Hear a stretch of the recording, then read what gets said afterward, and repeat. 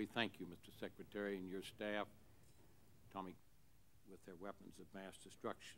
And on weapons of mass destruction, path to stability and democratic self-government, there seems to be a widely held impression that the regime loyalists are operating freely throughout the country, attacking coalition forces at will. That's clearly not the case. Large portions of Iraq are stable. Most of the recent attacks have been concentrated. At this moment, coalition forces are engaged in operations to deal with the threats in these areas. Indeed, a number of recent incidents in those regions are the result of offensive operations by the coalition, cases where the coalition forces have been seeking out and engaging pockets of enemy fighters. Mr. Chairman, the problem is real, but it's being dealt with in an orderly and forceful fashion by coalition forces. And they're dealing with foreign terrorists who crossed into Iraq, in many cases from Syria. Major combat operations ended less than 10 weeks ago.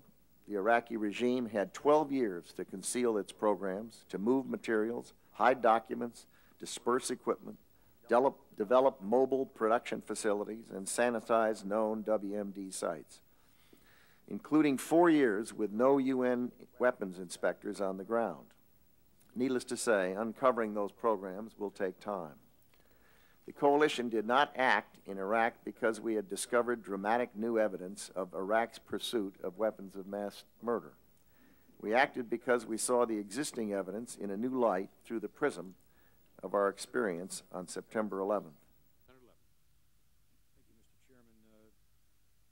Secretary Rumsfeld, going back to the NATO issue just for a minute, I'm just curious as to whether or not you've determined it. And I'm just curious as to whether or not you've determined as a policymaker how the facts, the falsity of that claim of a uranium sale to Iraq from Africa remained in the bowels of the agency for 9 months. Upper floors were making these statements. If you could do that for this committee.